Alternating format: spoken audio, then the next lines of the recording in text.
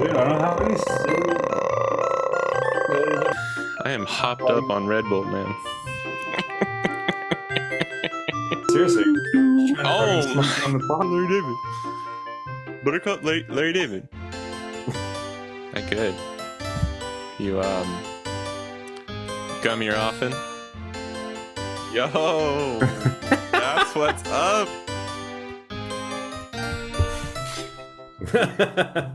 It's great for your health.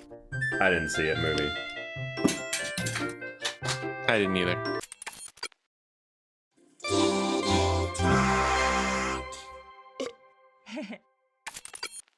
What's up, pal? Hey man, hey, what's up? How's it going? What's up to everyone watching? This is a very special episode of Doodle Talk with my good old bud, Ryan. Yay! What's up, y'all? Good to be here. This is episode 8. It is a special episode though. Ryan is the first guest, and we're just gonna be talking about some stuff. We're going to be talking about like what it's like living and working in Japan, because although Ryan is in America right now, he did live in Japan for a while. So we're just going to be talking about that. And for anyone who's interested, hopefully it'll help you out if you're interested in living or working in Japan. Let's hit it. All right. Yeah. So first, Ryan, if you can just like let everyone know who you are and just anything, if you want, like what you do, anything is fine. Cool. How far back do we want to go? God, we've known each other for what, like 15 years? High school? Yeah. I mean, we knew each other since like middle school. Middle school? Yeah. But then we became friends in high school. So you moved out to Japan right after college, like 2016? 2016, summer of 2016, or like June. Yeah, no, Yeah. It would have been, I graduated and then the summer is when I moved out. I always knew it was somewhere I wanted to visit. Obviously, growing up with like Pokemon and Dragon Ball Z and all that kind of stuff, like it was this weird, foreign, mysterious land a million miles away that I was like, oh, that seems really cool, but I'll never get to go there or visit. And then you went, and I was like, wait, this is possible. Yeah. So you went, and I was like, okay, I have to go visit. Booked a ticket, went out there, and I was like, okay, this is better in every imaginable way than I had ever thought it would be. Oh yeah, so, you visited first, right? Yeah. I forgot about that. Yeah, I visited. You're kind of going around Asia. Yeah, you went to Thailand and then Japan, right? That was the first time you came over here. I think Japan was the first one. Thailand was later that year. Oh, okay. But yeah, I mean, after that first visit, I was like, yeah, I need to live here at some point, even if it's just for a little bit, teach English. We'll get, obviously more into it later, but ended up doing that, and it was amazing. Okay. Yeah, I mean, that's a good little starter though. Yeah, me and Ryan go way back. We're super good buds, which is why Ryan gets to be the first episode of Doodle Talk. Special honor. And we both lived in Japan, so we have some pretty hopefully interesting perspectives on things. But Ryan, what you been up to lately? Well, it's dry January, so Okay. I haven't been up to much. I've been So no alcohol, right? no alcohol. Been hitting the gym like 4 or 5 times a week, trying to work off all that holiday calories. And just working, really. I work in like international supply chain management and tech. And during this time of year, leading up to Lunar New Year, is probably the craziest time of year. So work has been insane, but it's starting to die down. Other than that, just continuing my Japanese studies, which is a lot harder to do in America than it is in Japan. Yeah, I mean, that's about it. That sums it up. Yeah, I forgot too that you have your company works with a lot of like Chinese clients and stuff, or people living in China. So I forgot, about the Lunar New Year and how busy that must be, like leading up to that. Yeah, it's wild. Everybody wants to get their orders out of their factories in China before, and it almost never happens. It's like, it's such a small percentage of people who actually want to get their stuff in time. It doesn't happen. So then they come yelling at us, which we can't really do anything about it. So it's the best time of the year. Nice. Yeah, I mean, that sucks. You have like the American holiday rush, and then immediately after the Lunar New Year rush. So that can be rough. I'm sure. But what's good is like last week in January or first couple weeks in February, when China's basically shut down, we get a huge reprieve and it's time to do like spring cleaning and that kind of stuff. So that's true. Looking forward to that. After this, I think this coming week should be really quiet, which nice. Yeah, that's sick. Excited. Yeah. Mm-hmm. All right, well, yeah, and for me, you know, I've been up to not too much, just been doing a lot of kind of same, working, doing these podcasts, stuff like that. Nothing too crazy, but since I don't really have much, let's just jump into the first topic and we'll get going. We're gonna talk about like our experiences living and working in Japan in like almost like a chronological order, and go over some, like highlight some of the things that we thought were like the best parts or like really important, and then towards the end we'll try and give anyone who's watching or listening, if you are interested in coming to Japan, we'll try and give you some advice if you're like looking to just visit or just working in Japan. So stick around and watch the end and you can get some nice advice and you'll be a pro whenever you come to Japan. But the first thing I wanted to talk about is like, and this is one of the best things when you come to Japan, the honeymoon phase of like coming over here. Yeah. I think when you're coming to live over here, it's like even better, because when you're just visiting, I actually don't know, because when the first time I came over here was to live, right? But if you're, because like, I don't know, you could elaborate on this. Did you feel a honeymoon phase when you're visiting, or is it just like everything's coming at you so fast you don't get the honeymoon phase until you like actually settle down and live in Japan? Oh, that's hard to say. I mean, right? I think a little bit of it both times, but when you're traveling here, when you're just visiting, like I came for I think 2 weeks my first time, it's just not enough time. Right. Like there's so much rushed, right? And the culture is so different from America's, and there's so many things to soak in that even 2 weeks, which is a long vacation by most people's standards, is not enough to really do everything you want to do or see everything you want to see. I mean, you can cram a lot into 2 weeks for sure. But I think this is what happened to me, is like you leave craving more. Right. Sure. So when you're actually moving here, you're like, oh, I have a lot of time and I can do a lot. Yeah. And, that honeymoon phase is real. Yeah. Yeah, that's a good point though. So then, yeah, like if you're just coming to visit, like I wouldn't expect to have this feeling, but like I know for me, when I first moved here, like, man, even just, I was still, because I came to work as a ALT, like English teacher, through a company called Interac. I know, so did you.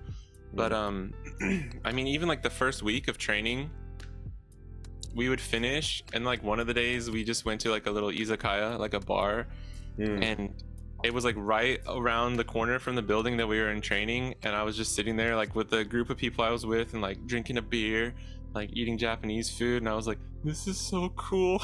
Yeah. Exactly. It's also new. That's kind of the thing too, is like it's the same when you're visiting, but like everything's so new and like novel and like super cool.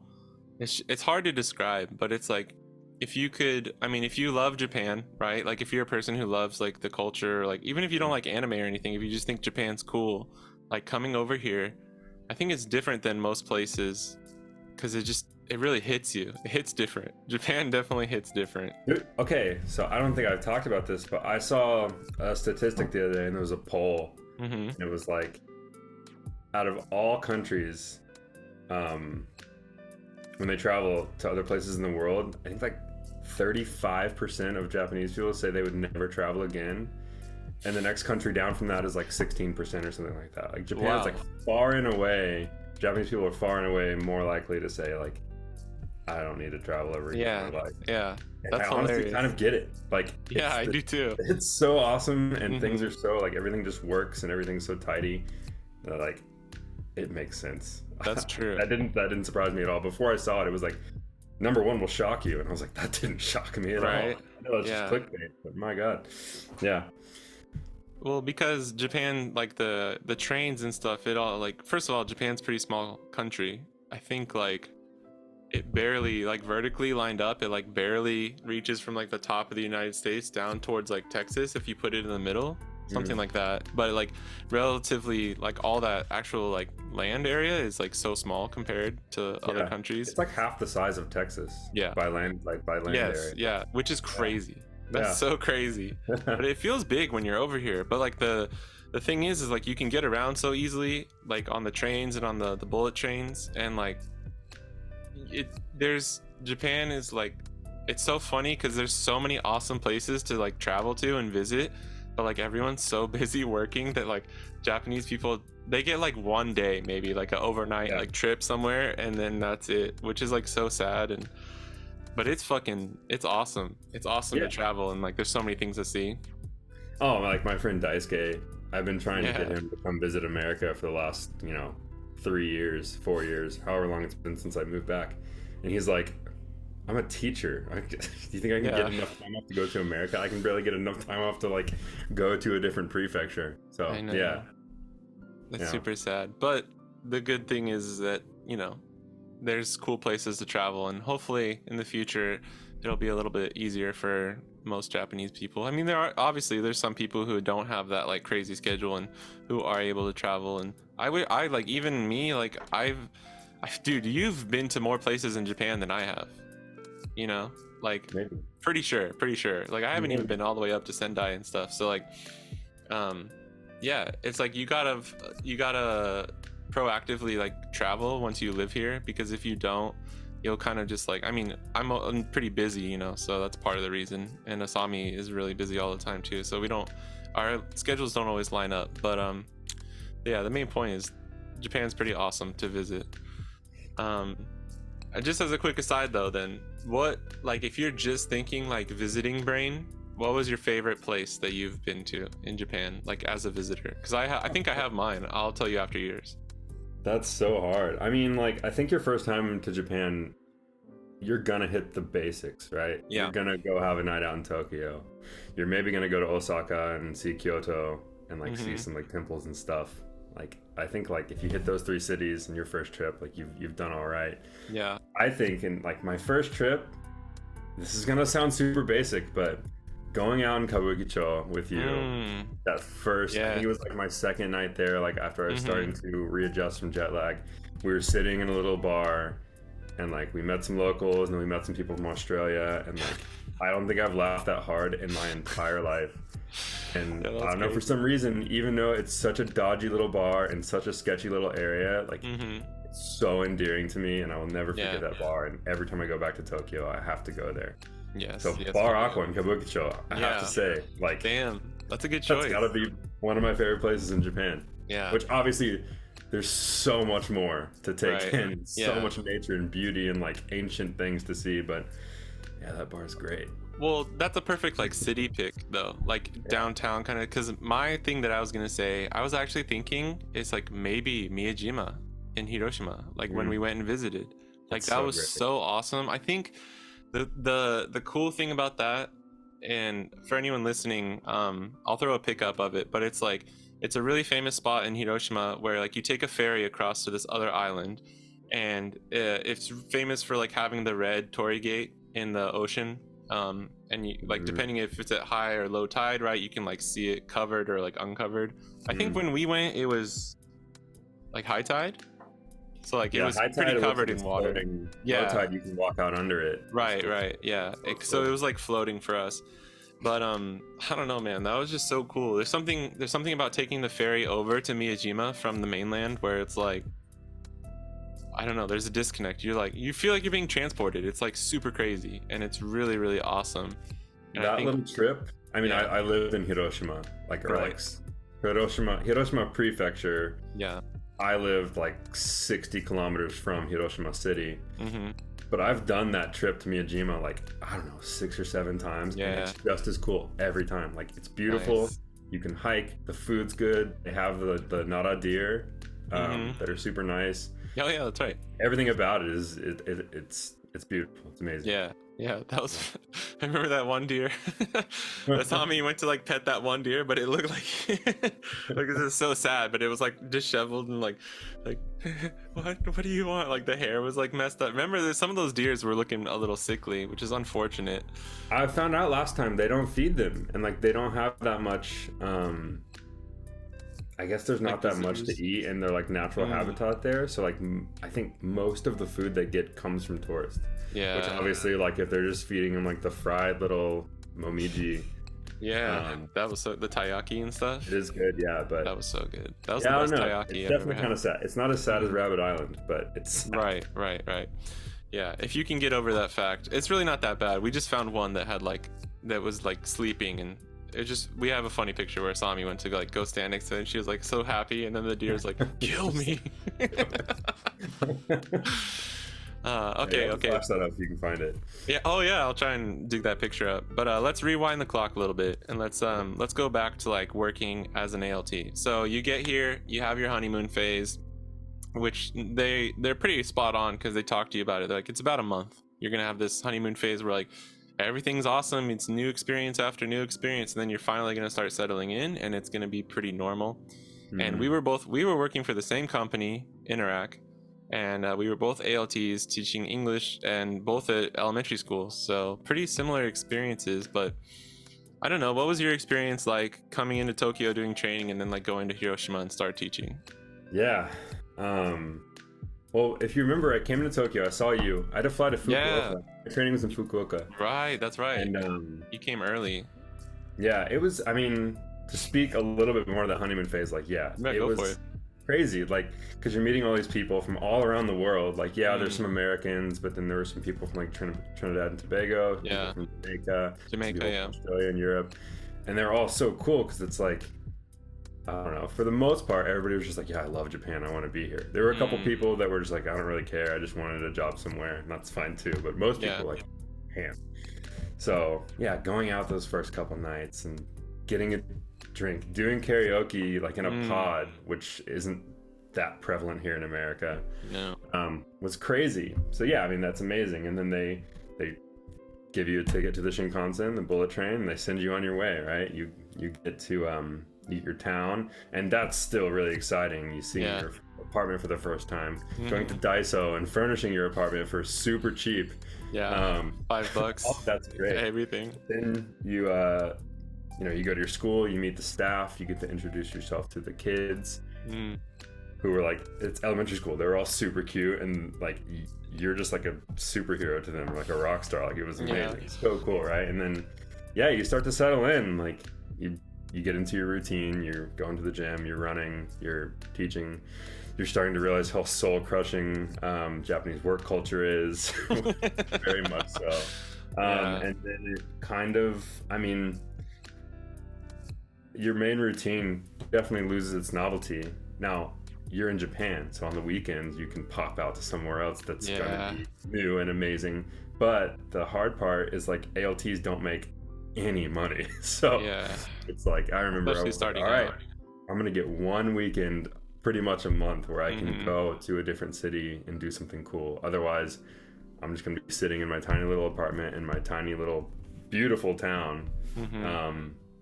Give a little shout out. Where'd you live? Yeah, Miyoshi, Hiroshima, Japan. It's beautiful. It's cool. There's mountains, there's rivers. Yeah. I actually didn't, when I went to Hiroshima, but I didn't get to see Miyoshi, but close enough. Hiroshima is fucking sick. It was awesome. Definitely need to go back. It's cool. There's this thing there called because it's kind of up in the mountains, but it's in it's kind of surrounded by mountains. It's in a little basin, and there's this thing called Kiri no Umi. The Sea of Fog or whatever. It's a Sea of Fog, so you can go up to the highest mountain in Miyoshi and look down, and you're above the fog, so it's just a sea of fog. It's really, really cool. That's awesome. That was one of the biggest things that people go up there for when they visit Hiroshima. That, and they have a winery that's pretty famous. But yeah, Miyoshi is great. Tiny little town, 50,000 people, I think, but amazing. Yeah, because I had a similar situation where I came to Tokyo for training, and then they sent me up north. So it's funny. It's how exactly they sent you down to Hiroshima, they sent me up to Tochigi, probably almost equidistant from Tokyo, which is kind of funny, close enough. But yeah, and I lived in a small town up in the north, and the thing about Japan is if you're in any kind of rural area, a lot of it kind of looks the same, unless you're all the way up north or all the way down south. A lot of it looks the same. But yeah, it was super awesome because I lived in Tochigi, in a city like Nasushibara, and mountains everywhere. Like my school, I walked 10 minutes every day to school in the morning, like saw the kids like coming to the school, crossing the streets and stuff. And kind of touching on one of the things that you were saying, like talking about being an ALT, is like some people came, right, like just to, for whatever, like I didn't come just to teach, like personally. I definitely wanted to travel and see Japan, but I was like interested in seeing what teaching could be like. And I think like one thing, if you do it right, if you get lucky enough where you have a good school and the teachers and everyone, students are nice enough, like working as a teacher in Japan can be like an incredible experience. Because for me, it was like super humbling. Like the first school that I worked at like became family, like those kids were like my kids, and it was like one of the hardest things I've ever had to do, like leaving that school and like saying goodbye to everyone. And I never thought I would be like 25, 26 crying in a third grade classroom when the students stand up and sing Country Roads to me as like a goodbye present. Like, what is it now?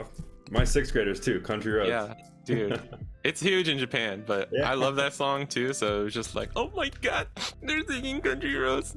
It's all dude, I wanted to touch on that. We were both super lucky because like most ALTs have a ton of schools, at least like 4 or 5 or 6 like schools, and they're only there 1 or like 1.5 days a week. We both got pretty large elementary schools. Like mine had like 600 students, so it was my only school. So like you said, like the staff became family. I got to know all the students so well, and that's pretty uncommon. That's ALTs. That's a really good point actually to make too. So like, if you're thinking about coming and working as an ALT in Japan, I mean, obviously COVID and everything like changed. So it's probably, if anything, honestly, there's probably less teachers. So it would be maybe even worse. Like you might have like 7 or 8 schools instead of 5, just because they may not have enough teachers in that area. I don't know exactly what the whole like Interac and JET program and stuff, like what they're currently up to right now, what it's like. But that's a great point that Ryan brought up, where it's like, if you're coming over here, be careful, because you could be stuck, like not stuck, because I had some friends that have like 4 schools and they like all of them, and they're like, actually I like kind of like hopping around, like it keeps me on my toes, like I don't have to just sit in one school, like I get to take a lunch break because I'm like outside at one of them, and like while I'm like commuting, like I can just go chill in my car or something like that. So there are some benefits, but like just know that it's a huge toss-up. Like for me, like I think Interac let you like what area do you want to live in, like there's like the main areas, and I picked Kanto, which is like the the Tokyo area, not just the Pokemon region. Well, no, because Tochigi is North Kanto, Kita Kanto, so I kind of got my pick, but they just sent me an email. It's like, this is where you're going. And it was crazy, because do you remember the email you got? Because mine was like, hey, like congratulations, blah blah blah, this is where you're gonna be like not stationed, but like this is where you're gonna be teaching. And the first picture, it was just like, because Tochigi is famous for its like the momiji, like the fall autumn leaves and stuff, and it was just a picture of Nico, and it was like the beautiful, like most beautiful picture I've ever seen. I was like, oh like shit. The Toshogu shrine? No, it was like the trees like in the road, like in Nico, where you're like going up those winding roads. It was just a big picture of that. Yeah, dude, it was crazy. And like maybe a river or something. Do you remember what your email was like? I don't think I didn't know Miyoshi. I don't think when I first got assigned. I just knew Hiroshima, so I was looking up the city and I was like, that's cool. I did choose Kanto as my first nice choice, because like maybe I can be close to Sam. That'd be awesome. Not the case at all. That's right, I forgot we tried to get you closer to me. Yeah. So they don't always take your choice into account. But I'm very lucky I ended up where I did, and I couldn't be happier. But I knew Hiroshima at first, and then I was looking at Miyoshi, and it was funny because I was actually psyched about it, and then I found out I was looking up the wrong Miyoshi.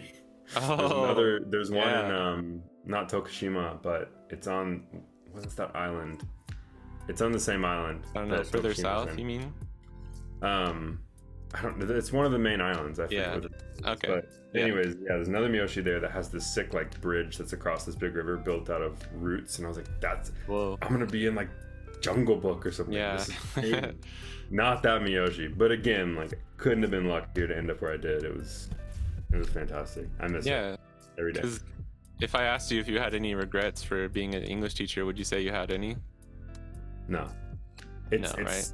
I would never do it again, but I don't regret it at all. Yeah, that's kind of what I feel too. Do you know anyone that regrets it? No, there's no way. It's not in Japan, at least. I don't think I do either, even if they left. Yeah, it's too beautiful of a country in every sense of the word to regret it, I think I know like one or two people that kind of like, obviously I wasn't super good friends with them, but I kind of knew them, and like they, like one person left with like in a week within of like starting their teaching, so they spent like 2 weeks there and then just dipped back home. I mean, I think you got to be careful. Like Japan can be really isolating, and I think especially as a foreigner, I think you have to worry about that. Like, people might regret that, but for sure. But even that person who like dipped, I remember one of them kind of being like it was still fun, but I'm just going home, like peace out. So like even in that shitty situation, they were like it was pretty cool, I got to see Japan. So yeah. Fair enough. Well, I mean, it kind of reminds me when you're like a little kid and you go to like stay the night at somebody's house and you're like, no, I'm scared. Oh yeah. Like, no, you're gonna have fun if you stay, but I mean, you gotta go home. That's true. It's funny. Call your mom, be like, Mom, come tell them that I need to get picked up. Tell them I'm sick. I don't want to do it. Yeah, I'm like, I can't come. I'm playing games. Tell them I'm not home or I'm sick. Yeah, that's funny. Yeah, that's old school. I mean, fair enough. To each their own. I would happily still be there. I feel that I could live in Japan for the rest of my life and be perfectly happy. Yeah, and I have friends too that like, kind of last thing on this topic and then we can move on, but like I have friends that are still teaching. One like moved on. Two of them, my two friends who were in the same training as me, like one of them moved on and teaches at a university now. So like, dude, it's so crazy. I was texting him last night because we both watch soccer, and he was like, yeah, my like spring break starts in like a week or two. And I forgot, because like for some English university teachers, they just get the exact same breaks as the students. So he gets like 4 or 5, not 5, but it's probably like 3 or 4 months out of the year is like not full-time work or completely off. Yeah, I'm always like super jealous. And then the other teachers don't get that though. No. Yeah, but I think they probably get a little bit more, honestly, if you're like a professor in a Japanese university, even if you're not English. And then my other friend works for like a private company and goes to a couple different schools. One of them's like really far away. One of them I think is in like Gunma, so he travels from like Tokyo all the way up to Gunma, and they pay for like the train and everything, but it's kind of rough. But yeah, he makes pretty good money, so that's kind of the trade-off there too. So like there are different avenues you can take when being a teacher, because then like the third kind of other avenue is kind of like what I did, and I taught for like 5 years. I taught at elementary school, and then I switched to a kindergarten when I moved to Tokyo from Tochigi.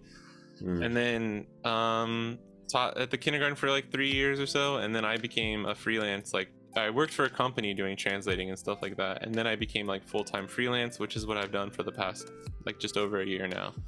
So there are different avenues, but like, I mean, this is the main thing, right? And I'm sure you'd agree, for anyone who's like thinking about like, I want to go live in Japan, like I don't know how long, it could be forever, it could be for a little while, like your best avenue, your best way to do it is through English teaching. There's just no getting around that, because it's so hard to get a visa, like to get your visa sponsored and stuff. It's I had to do it myself last year. Jobs in like Gaijin Pod or something like that. But it's pretty, I mean, as many things as I have to say about Interac, some good, some bad, they made it super easy to get to Japan. They did. I had my interview in Dallas. I live in Texas, and they were really good about step by step. And like, here's how you get your visa. Here's where to go. Here's what to do. Here's what to bring. They made it really, really easy until you get to your town. Like until you get to your apartment, and then they're just like, bye. Yeah. Hopefully you have a really nice person that'll help you. Like some of us did. Yeah. Exactly. Yeah.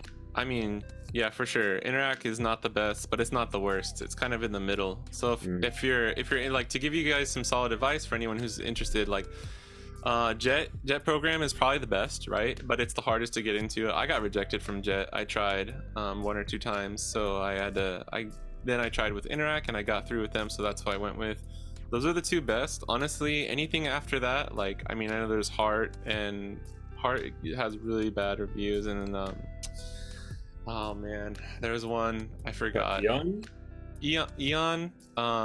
They don't sponsor your visa though, I don't think. No, that's like a Kaiwa kind of like English school thing, I think.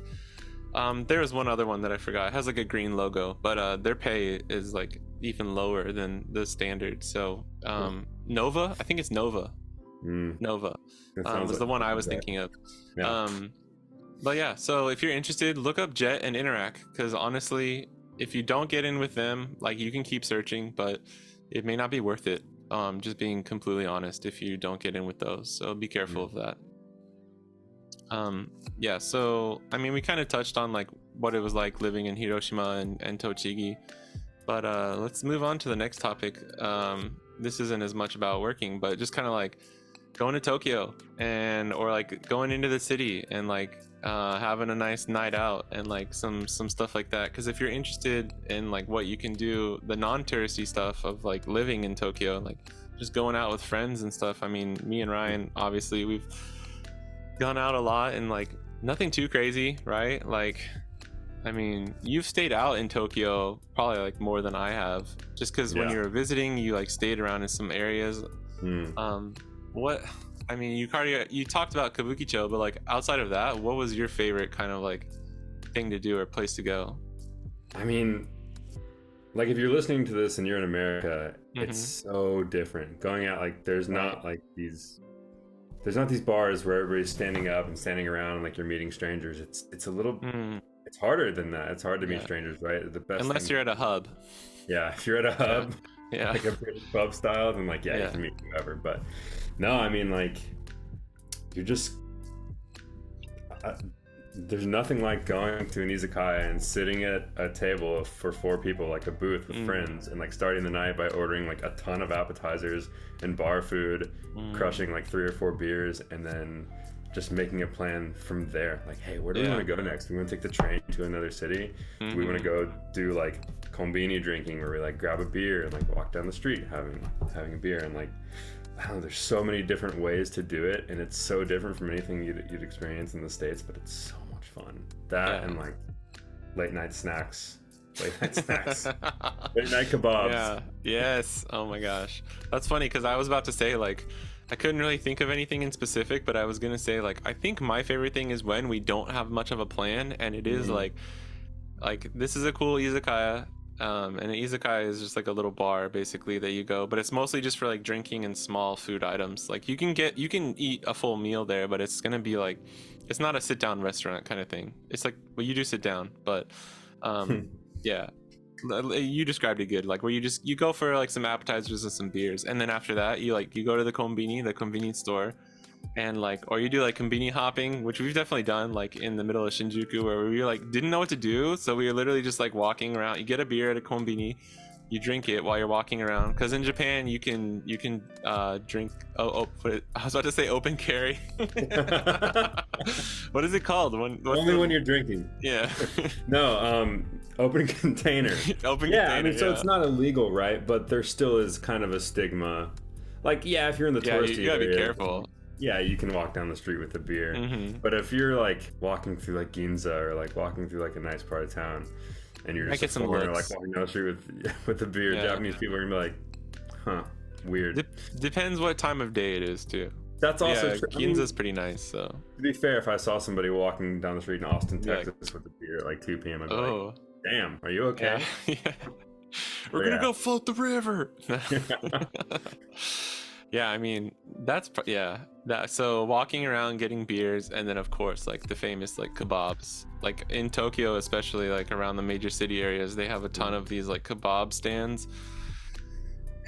And this is beautiful, because this is perfect for anyone who's looking to like, visit too. Like, obviously if you live here, you'll probably experience this, but if you're just coming to visit, like, do not skip on the kebab.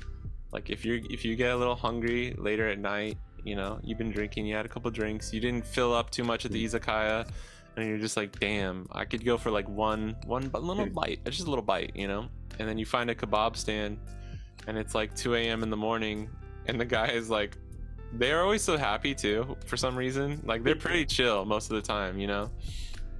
and they're just like stoked to see you, and then you get a kebab. $3, like 300 yen. Yeah, you get a kebab or 3. I have done. Did you eat 3, right? That one. I've done 3. Yeah. Yeah, I've done 2. Good. I gotta level up. I mean, look, like I try to be a purist when I'm traveling. I'm like, okay, if I'm going to Thailand, I'm gonna eat Thai food. If I'm going to like Mexico, I'm gonna eat Mexican food. But like, and yeah, when you go to Japan, eat Japanese food for the most part. But yeah, like like Sam said, don't skip on the kebab. It's well worth it, and it's so good. Yeah, it's so good. That's one of my favorite parts. I mean, that's just, you know how this is torturous. Like knowing you could go get one today. I could go tonight. I'll have to wait probably a year.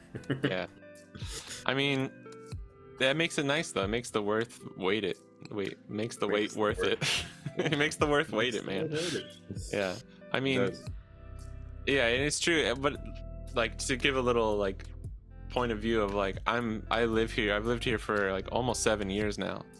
So it's like, I'm never really in unless you're here or something. Like, I'm never in like travel party mode, you know, or not even party mode, but like I try and go meet up with friends every now and then, but like, you have to, like I said before, it has to be like a conscious, like proactive thing to like go out and do some of these things. So that is something to keep in mind. Like, I think if you have the money to just travel for like 3 weeks, you will get to experience like a really fun side of Japan that doesn't necessarily happen as easily if you're living and working here, you know? Yeah, that's true. You can indulge in much more. But go ahead. I mean, I think one of the most rewarding things about living in Japan versus just visiting is like going out to bars and going out drinking like with Japanese people. That's very true. It's so much fun, but it is so difficult if you're just traveling. Like again, like I think it's pretty commonly known that Japanese people pretty much keep to themselves, and it's really hard to kind of get your foot in the door with somebody and like become friends with them. Yeah. I only lived in Japan for 9 months, and I only had one really good friend who was Japanese. Like, it's really difficult to make Japanese friends, but if you can, like, it's so rewarding, and especially like going out and drinking and like having fun. It makes it so much locals. More fun. Not just because like they can help you bridge the language barrier, but just, I don't know, Japanese people open up much differently, I think, than we do. Or I it's much harder to get them to open up, but once they do, it's amazing. Yeah, that's a really good point. That would be a huge positive to like living here. You know, you get to experience it in a totally different way. And it is way different. Like, when you know people and you get to go out with Japanese people, and it's like, you're really getting a first-hand, like, I don't know, you're getting that local experience, and that's something you're not really going to get if you're just traveling. So that is one thing to think about. That's a good point. So kind of going off of that, like, okay, you've lived here. Obviously, I'm still here, but you went back to America. So, like, what was it like leaving Japan and coming back to the U.S.? I'll never forget when I was leaving, because I still technically had, like, 4 months left on my visa. Oh yeah. When I was getting on my flight, like going through immigration to get on my flight back to America, they were like, "Are you coming back?" And I was like, "No." And like they like did like this huge hole punch through my residence card, and I felt it like go through my heart. I was like, no. Yeah. It was brutal. Yeah, it was really tough leaving. To allude to what you said earlier about like crying with your third graders, same thing, man. Like, we were leaving school, it was the last day of school, and like all my like second and third graders, like my favorite students, I don't have favorites, but my favorite students like came to be like, "All right, Ryan Sensei, like, we'll see you next year," which in Japan is like 2-3 weeks. And I was like, "Wait, guys, I'm going back to America." And like Interact tells you not to tell them, and I was like, "No, I'm saying goodbye to these kids." Yeah. So they start crying, and like I'm crying, and like we're all like hugging in the GameCon, like in front of the school and stuff. So that was really tough. But getting back to America, I always joke that like you get back and there's 2 people in baggage claim like screaming at each other, and it's just like, well, I'm back in America. But really, it was a really like. It's really hard, like especially in Texas. Like you get back and like I think one of the biggest things between Japan and America is how conscientious of a society Japan is. In America, we're so like individualist that we just don't even care or think about others, like at least in public. It's like there's trash everywhere. People cut you off and don't care. People get in your way. And again, like I live in the South where everybody's supposed to be super nice and hospitable, but it's still night and day compared to Japan. And it took a while to get used to everything. I mean, still, like I visited Japan, 2-3 months ago for the first time in like 3 years. And even coming back from a 2.5 week trip was difficult. Like, for example, like I've been going to the gym every day this week. And there's been this soda can that's sitting like so. At my gym, it's a parking garage. You walk into the gym. It's like a 2-minute walk. There's this soda can that's been sitting like laying down on the side of the sidewalk. And like, could I pick it up and throw it away? Yes. At this point, it's been like 4 or 5 days, and now I just want to see how long it's there for. Yeah. Like, if this was in Japan, I would be walking to the gym. I'd see the soda can. Honestly, I'd probably pick it up. But if I didn't, by the time I was done working out, it'd be gone. Yeah. Cleaned up. And like, or there would be or there would be no soda can to begin with. That just wouldn't happen. That's true. There would be no soda can. Yeah, it's funny. No trash cans anywhere in Japan except for konbinis, and still it's spotless. I love that. I mean, I'm super OCD and like clean, right? But so like for me, Japan just satisfies my brain in that way. But yeah. What was the hardest part then? Just to kind of like, what was the hardest part of you coming back, like culture wise, and then just lifestyle wise? Oh my god. you can just off the top of your head. Yeah, I mean, the biggest thing that I think, I'll go lifestyle wise first. The biggest thing, and this is gonna sound crazy to people who have never been to Japan, but like the convenience stores. Like, wow, that's a good like point. The Japanese convenience store or konbini is I don't know, it's like up on a pedestal. It's like a shining light off in the distance. Like you go there, Sanctuary. you can get good food. There's clean bathrooms. The whole store's clean. And by good food I mean like actual good food, something that you wouldn't mind paying for at like a restaurant.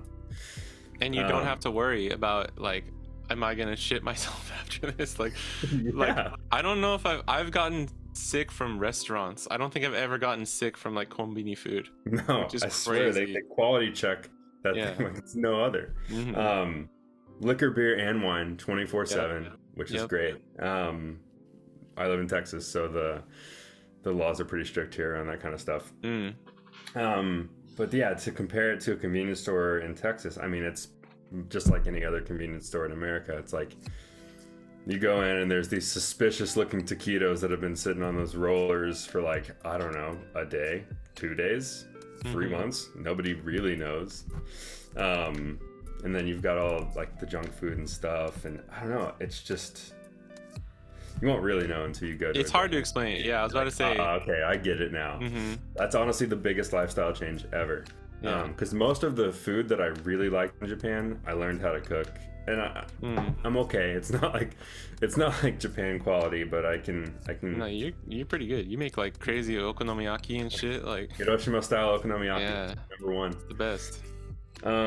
Culture wise, again, I think it's just like people like being conscientious, like. I don't know.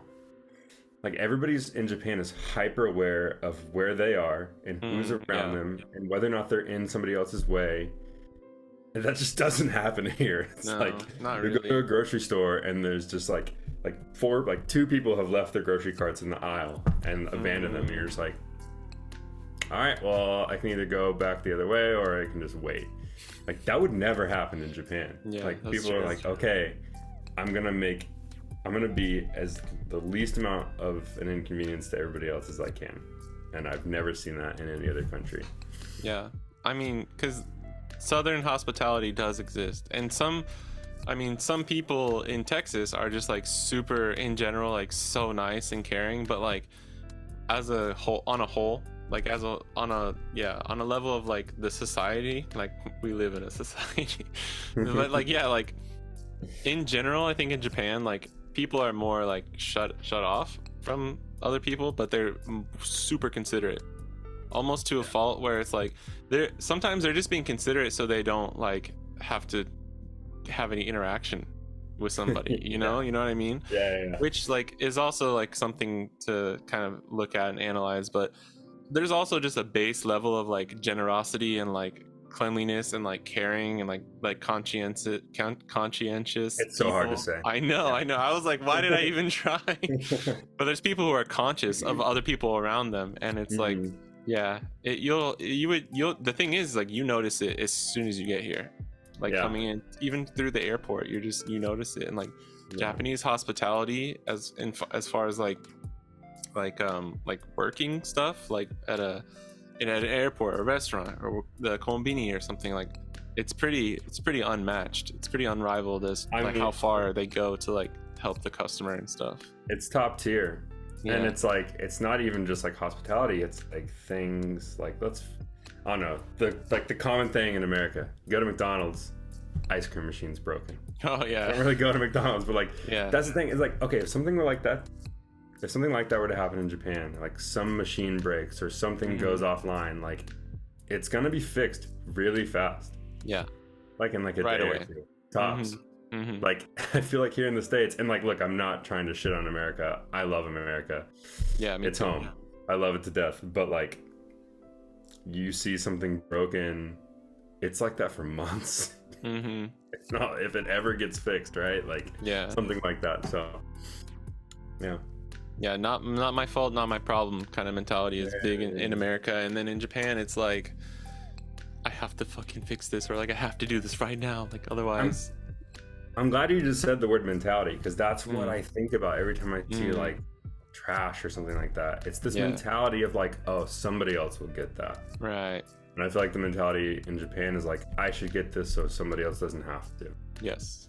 Which is really awesome. That's a great thing to like instill in people. And I think me living over here for so long, I mean, and I know you experienced it too, but like you just kind of shift a little bit, like some of your like your I don't know, some of the things you do every day, your like habitual kind of way of thinking changes a little bit. You kind of, I mean, you conform to like what that society does in a certain way. And like, of course, don't get me wrong, like I'm complaining to Asami all the time about like random shit that I think is dumb that people do in Japan, like that just doesn't make sense. We do this all the time. I mean, like we could do like 6 episodes of like shit talking dumb shit about Japan, which we probably should do one. That'd be fun, like the shit talking episode, because people are gonna watch this and be like, those two fucking weebs, all they talked about is like how much they love Japan. Oh, they're two white guys talking about their experience in Japan. Like, that's so novel, very cool. Oh, and they're doing a podcast. That's cool. Yeah, where's the MeUndies ad, you know? No, but socks, baby. I mean, it is. I completely forgot what I was talking about. Actually, what was I just talking about? The shift in like the mentality and stuff like that. It affects you. It affects you as a person. And like, luckily, like in Japan, it's like, if you're an American coming to Japan and you adopt a little bit of that Japanese mentality, I think you can like, you can be strong and like be your own person, but like, I don't know, it's humbling, right? Because like now I think about things, same with being a teacher, is like teaching young kids has like changed my perspective on life forever and made me a better person, made me super humble, like humbled me completely. And like some of the culture of Japan, like all the positive aspects, like learning about that and adopting some of those things, like I don't know, man, it just makes you a better person. And like I'm not trying to say like I'm a better person, but like I am a better person now because of some of those things, you know?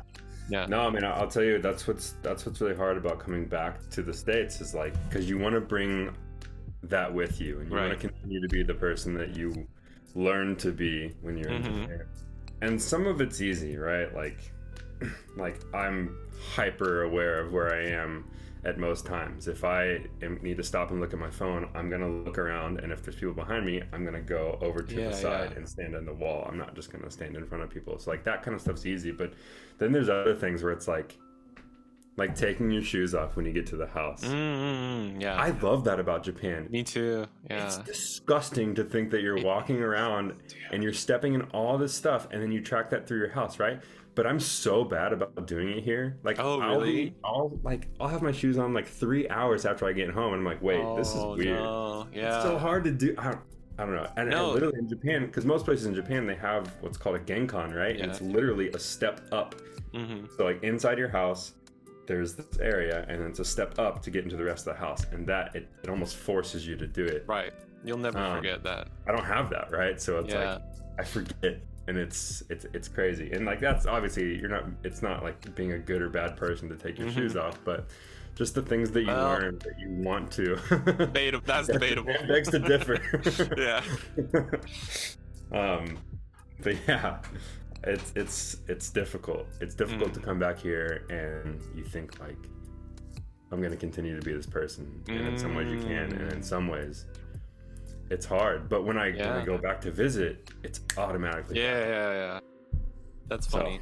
So, yeah, we can kind of closing that out too. Like for me, even like when I go back home, when I went back home in May or like end of April last year, like I would come into my parents' house and like immediately just take my shoes off, and like, but there's nowhere to put them. They don't even have like a shoe rack or anything. Well, they do like around the corner near the garage, but I didn't want to have to put it all the way over there. So like I just had like my shoes in a pile like sitting at the front of the door, and I was like, this feels weird. And like obviously I never did that growing up. Well, I did and I didn't. There were some houses or some friends' houses, or like sometimes in my house, where it was like, if you're wearing certain shoes, like mom would be like, take your shoes off, like don't go upstairs. That was normally the thing, is like, don't take your shoes upstairs.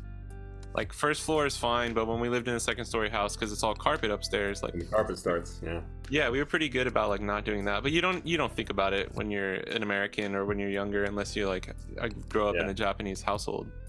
But it's just weird. Like I remember, I know we've talked about this, like when I would come back, people ask me too, they're like, are you doing all your like Japanese things when you come back to America? And like, yes, sometimes, like but I'm not gonna hit someone with like a sumimasen, or like a I won't bow super deep or anything. Like I don't know, there's little things that I'm catching myself like, oh shit, I just like bowed at that person or no, I did. I realized that when I came back to this last time, I definitely was like, you know how there's the kind of like, you're cutting somebody off, or like you're gonna walk, so you just do like the quick thank you bow, bow. I did that a couple times, and I was like, I've got to stop doing this in America. Like people are gonna be looking at me like, what the fuck are you doing? I've definitely done this, like at the airport. I was like, but that's kind of like, you get away with like, ooh, kind of scooch past you, like that. That kind of turns into that. Midwest. Yeah, but if you're doing like legit like one of these, then it's like people are gonna be like, what the fuck are you doing, man? Yeah, but yeah. So sometimes like some of my stuff comes back, but I have the opposite thing where like when I get to America, it like snaps and I'm kind of back in American mode, save a few things like taking my shoes off. I almost think it would be easier to do that if you're just visiting America. Yeah. Because like that's probably part of it. For me, when I come back, like it's almost like I'm trying to like dig my nails in and claw onto like the stuff that I learned in Japan, because I don't want it to be so fleeting, right? I feel like it's easier for you knowing like, oh, I'm going back in 2 weeks. It's different. Yeah, it is for sure. All right, kind of moving on to the next topic here. So like, I mean, you've talked about like wanting to come back here, but like what do you think about like after, because we have two perspectives here, right? Like I'm still in Japan, I don't teach anymore, but I still live here. Just speaking for myself, like in the near future, I don't have any plans to return back to America. I'm still trying to do a lot of stuff that would require me to stay in Japan. I'm like married now, technically, so haven't had a wedding yet or anything, but I have plans for staying here for a while, at least the foreseeable future. But like, what about you of like coming back to America? Because like you're doing great, you're killing it, like you're pretty well off now, as far as like you worked really hard and got a good solid job, and like, what do you think about coming back to Japan, like visiting or living wise? Yeah, I mean, look, I miss Japan so much. Like, Mm-hmm. my goal was so I moved back to the States in April of 2019, and my plan was to return in like April or May of 2020, which obviously didn't happen for obvious reasons. And then Japan was closed like longer than most countries, so they didn't open back up like 4 months ago, 3 months ago. So finally getting to see everybody, and like I knew I wanted to go back. Obviously, I wanted to see all my friends. I wanted to see even people that I knew. Like, there was a hostel I'd stay at in Hiroshima.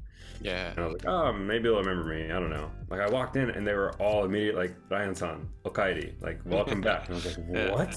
Yeah, that's so, crazy. Like, that kind of like, it reignited this, like, you can go back and like you can pick up right where you left off, and that's exactly what it felt like. And that's what I want to do. Like, I think over the next like 4 or 5 years, I'll probably be visiting at least once a year, if not like once every other year. Like, that's for sure. But when I left Japan in the first place to come back to the States, I was like, look, like, I'm gonna figure out a way to become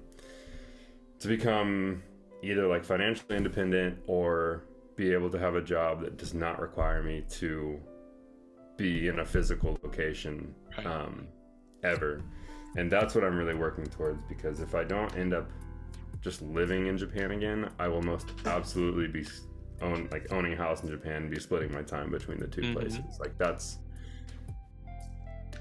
be so like sick. my biggest goal in life right now.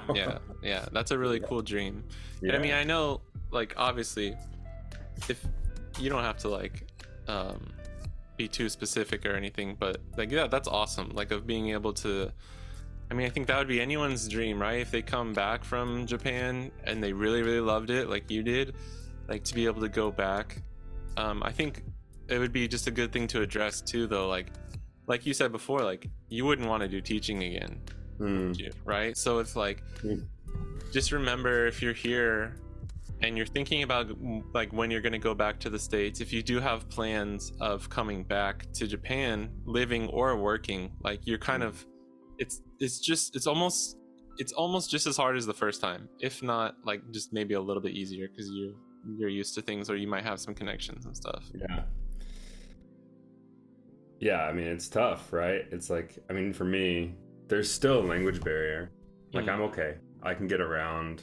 I could maybe pass the N5, which is the easiest proficiency test. You could probably do N4. Come on, let's be real.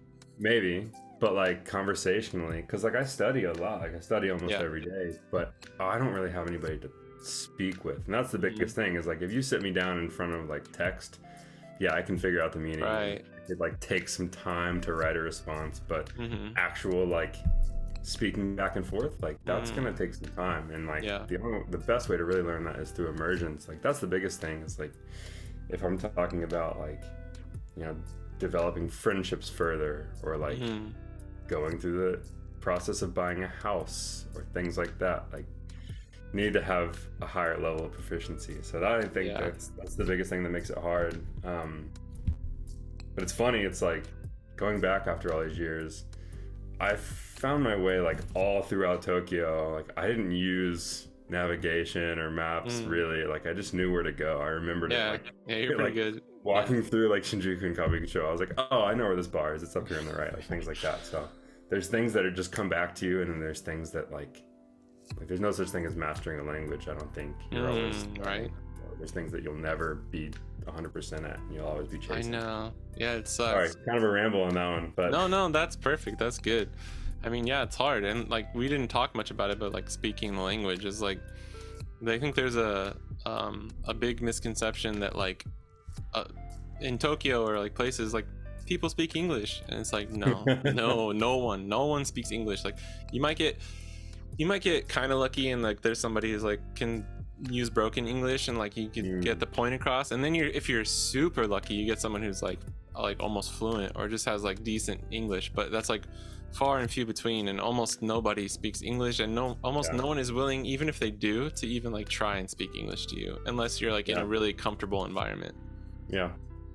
So that's something to think about too. I mean, the JR Travel Center, that's your only place where you speak English. But they're really nice there, so that is a good little tip. And I mean, like, speaking about that, kind of like going into like close out this whole episode, I think we could end on like just giving some general advice and like our last kind of thoughts about it, because I did want this episode to be geared towards anyone who's interested. I mean, now that Japan's open, like this is a possibility now, you know. So anyone who's looking to come travel and like or come work here, I think first, like, what advice would you have for anyone who wants to come to Japan to work specifically just as a teacher? Because that's like probably how they're going to come here anyways. Like that we have, even if we've already touched on it, if you want to just like go over it again, what do you think would be your advice? I think my biggest advice, I mean, obviously there's the obvious ones, like come into it with an open mind, like for sure.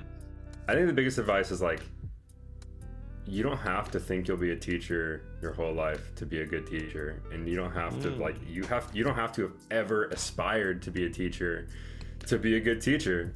I'm insanely terrified of public speaking, so standing up in front of a class, even of English speakers, much less like people who speak Japanese who don't speak my language, and sometimes their parents and teachers, like, that terrifies me. That, and like I've never aspired to be an education or teachers. Like I love kids, but it's never been on my list of things to do.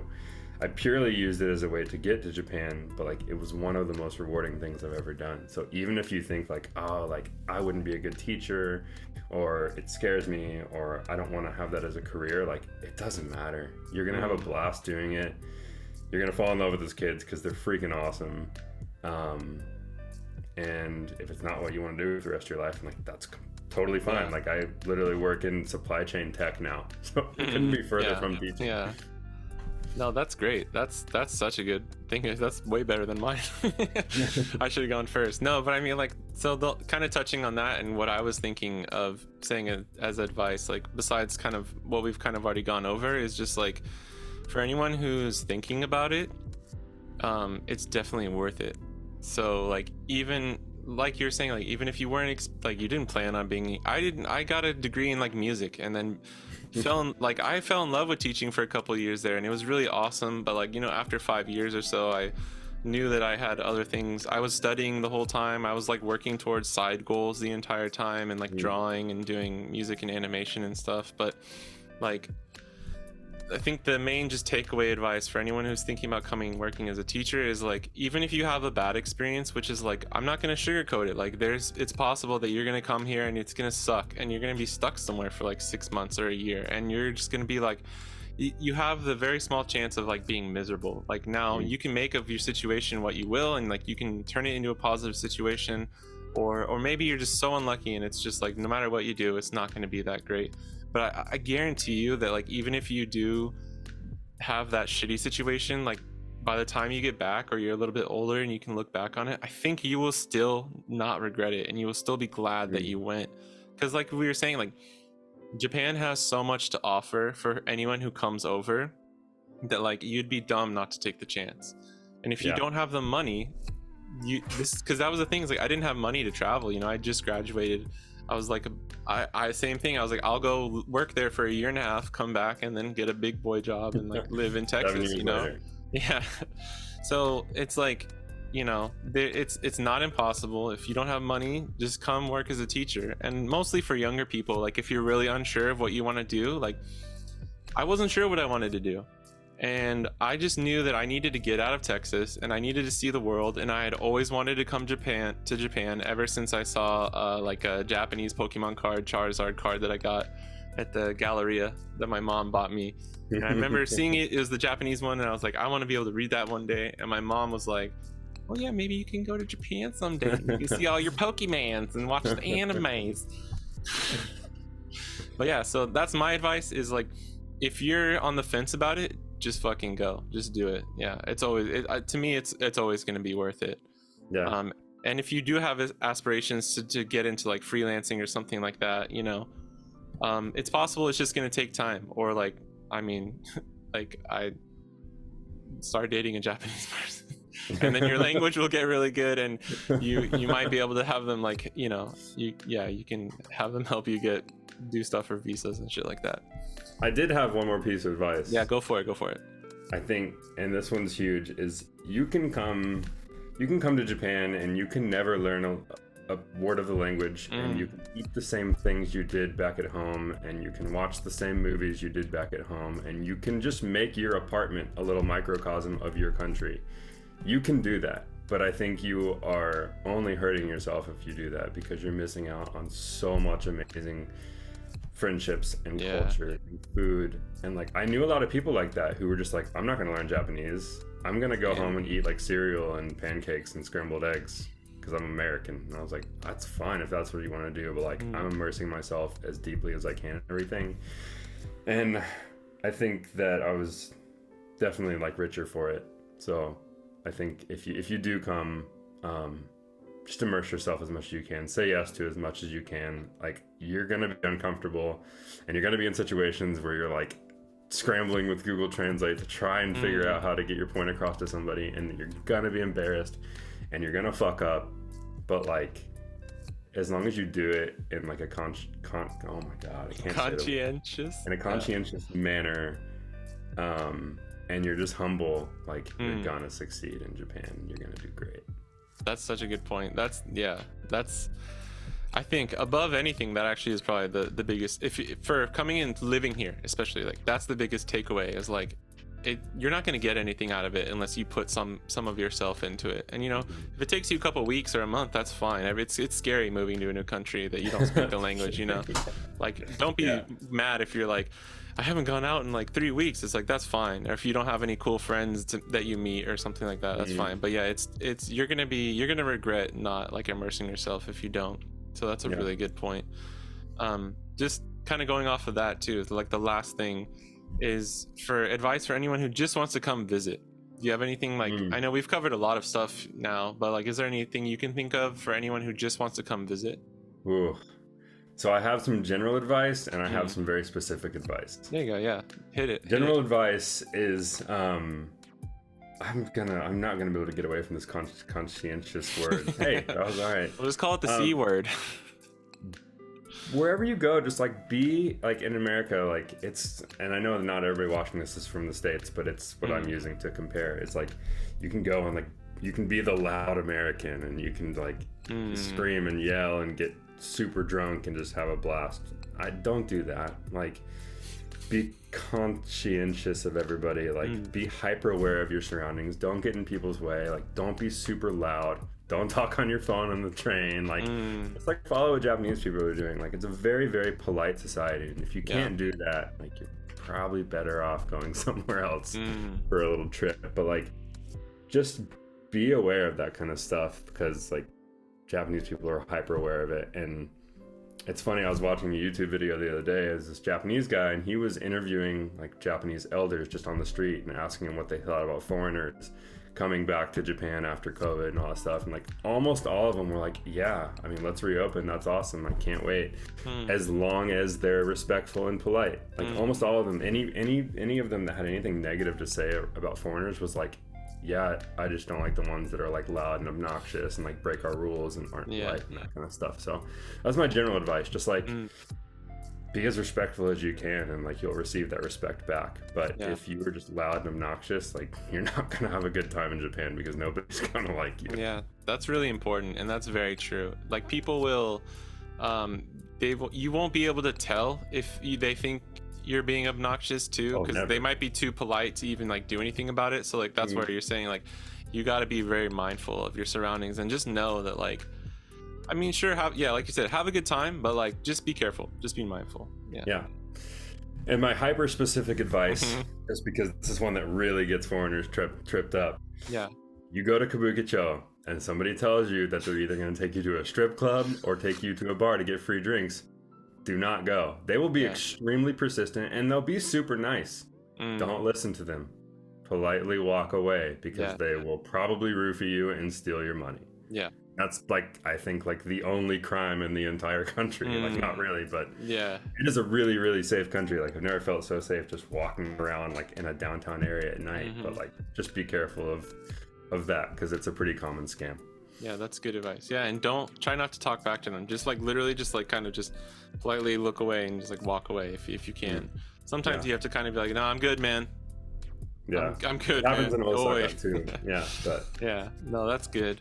I think I don't. I mean, we've covered a lot now, but like my only advice would be, if there's two options, like if you can come for a long time, like at least 2.5 weeks, I think is really good. If you've never been to Japan, if you're one of those people who like wants to fit everything in, you're gonna need more than 2 weeks probably. So like if you want to hit Tokyo, Kyoto, Osaka, and like, or you know, whatever big cities you want to go to, you're probably gonna need at least 17-18 days. And I know that's really hard to do, but if you're young and you're able to take that kind of vacation and you have the money, I think it's worth it. And then for a little piece of advice for people who don't have that long, so maybe you only have a week and a half or 2 weeks, my advice actually is like, don't try and hit all those spots. Like if this helps, if you have like one place in particular that you really want to go, like let's say you saw Miyajima online and you really want to go there, just pick 2 places then. Be like, we'll come in through Tokyo, through the airport, we'll spend a few days there, and then I want to go to Hiroshima, and you know you want to go to Miyajima, so just like find some things around that. Like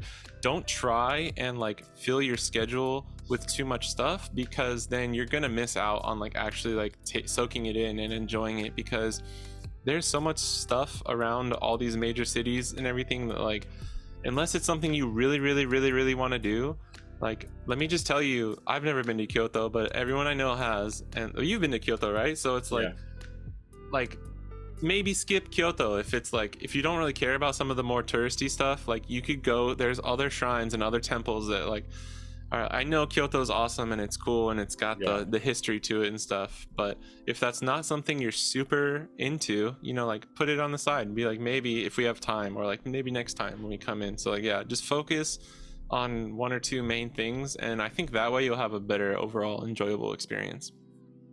And like, I mean, not everybody likes to travel like this. I like to travel like where I book minimal things and I figure out what I want to do when I get there. That gives some people crazy anxiety and they need like an itinerary, and I totally get that. But like, I think specifically in Japan, like you'll go somewhere and then like, let's say you're in Tokyo and you'll hear about or see like 5 other things that you want to do, and you're like, oh man, I wish I had time for that.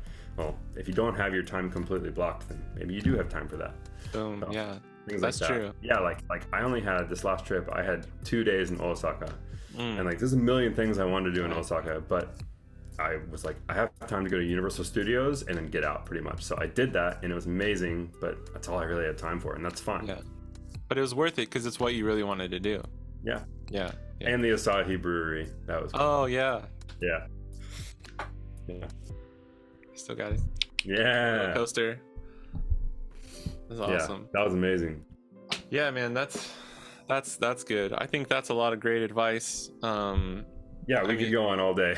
I know. Yeah, we'll have to do another one, honestly, because like, I mean, I knew we had a lot to talk about it, but I think we could get into the weeds on some of this stuff. And if people would be interested in listening, like if you're listening or watching right now, like let us know in the comments, or like, you know, just let me know if you would be interested in specifically anything that we talked about. If you want to hear more about it, like I'll definitely have Ryan on again, and we'll talk about more stuff. And yeah, if you can, let us know if you enjoyed this kind of format too, because this is the first time we've had anyone on the Doodle Talk podcast. But any like closing thoughts or anything that you want to say?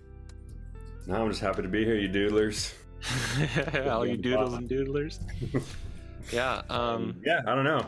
I think like, even if Japan's not your thing, just get out there and like immerse yourself in other cultures, because it makes you want to be better, and it's just great. So that's beautiful. I couldn't have said it better myself. If you have any questions, hit us up in the comments. And let us know.